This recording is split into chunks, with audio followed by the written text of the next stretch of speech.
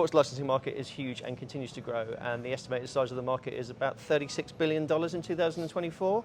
License Global recently published its top global licensors report. Data from that report showed that $6.9 billion was spent at retail by licensors in 2024. Some of the sports companies within that report include Formula One, which saw the highest growth of 44% last year, the US Polo Association, NFL Players Association, PGA Tour, Sports Afield and AC Milan. The European sports licensing market is valued at around $6.4 billion and is expected to grow at a CAGR of 4.9% through 2030. The growth in Europe is particularly down to the popularity of sports such as football, rugby, basketball and Formula One across Europe. We also see a growing trend of fans and athletes and sports stars connecting. Social media has really opened that up, enabled consumers to really connect with their favourite teams, with their favourite sports stars, and also see what, particularly in the fashion side, they're seeing what their icons are wearing, not necessarily when they are competing, but when they are outside in their everyday life. And that is also bringing fashion trends through into sport. So the sports licensing market is expected to grow and reach about $49 billion by 2030. Brand licensing is basically an agreement between a brand owner and a manufacturer, and basically is the way of renting the brand out to the manufacturer so they can produce like a licensed product with it, using the logo, the trademarks, any images from the IP owner, and quickly finishing on the brand collabs and co-branding.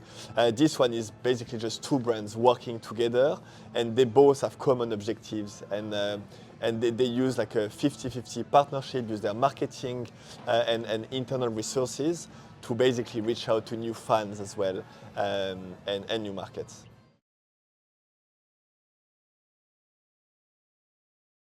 There are lots of different benefits. The new revenue stream, of course, is one of them.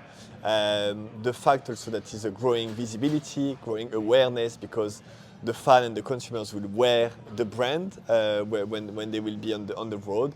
The fact that they can be accessible to the fans outside of the stadium, as I said. Being able to touch some people outside of their own country as well. I think some of the sports collaborations that really stand out to me, a lot of them centre around Formula One. I touched earlier about the growth of Formula One, largely through Netflix's Drive to Survive, but also the growth of the sport in the US. There's now 3 US races on the calendar, which is the most it's ever been. So there's a real growth in the sport in the US, but also it continues to thrive in Europe. And some of the collaborations over the last 12 or so months include Disney, Mattel with Hot Wheels, a huge collaboration with Lego, and fashion collaborations with the likes of Puma and LVMH, and the influx of younger generation of fans in Formula One, and also particularly female fans, has really opened up product categories and product ranges to a whole new scope of audiences. So we're seeing huge growth in that area as well. The Paris Saint-Germain and Air Jordan collaboration, and basically it really evolved the PSG from a sports brand into a fashion, cultural brand, and it allowed them to get much more visibility and attractiveness into the US, into Asia. They've been doing lots of products starting from the Champions League jersey into lots of different accessories, fashion products, and helping them also to be very close to more like premium and luxury items as well. So I would definitely say that this one has been the most incredible and kind of unexpected deal as well that came into in the past, and it also merged basketball, which Jordan came from, and football, which I think is pretty cool. I think we're seeing some of the key trends from sports teams and clubs becoming multifaceted lifestyle brands now, whereas traditionally a lot of the revenue stream for sports clubs were from broadcast and matchday going fans. Actually, it's way more about the global reach now, and they can use brand licensing to reach fans who aren't at the ground, so they can generate revenue far and wide beyond the event days. So they're becoming more year-round brands. We're also seeing huge growth in women's sports, which is also opening up to huge new markets.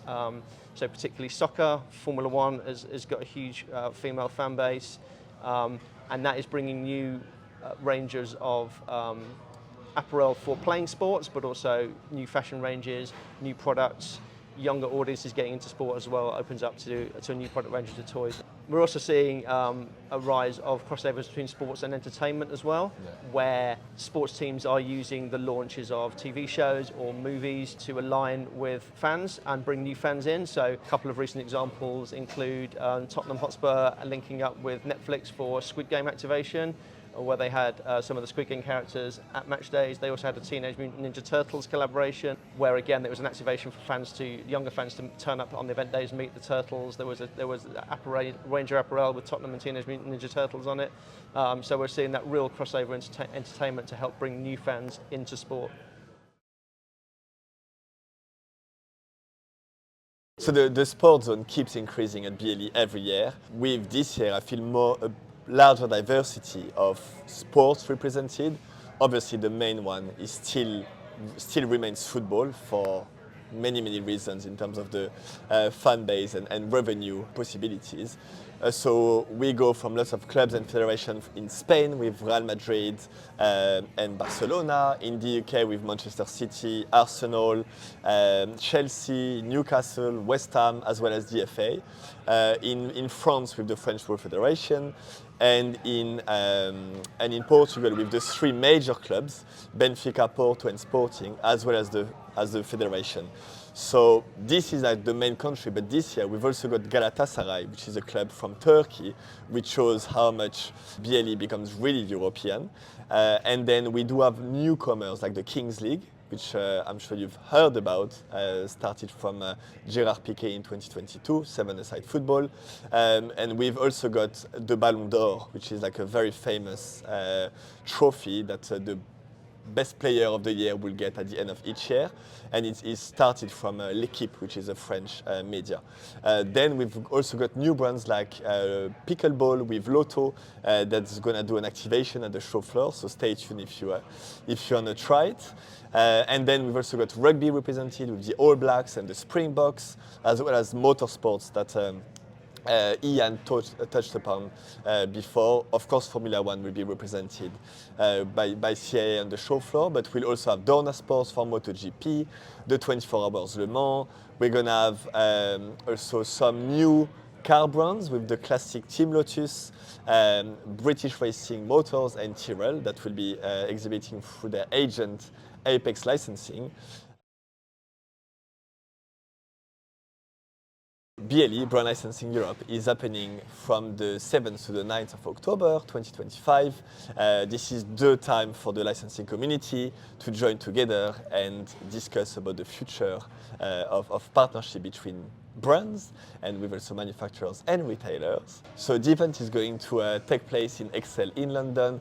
It is free to attend for everyone, and to register, go on brandlicensing.eu, our official website.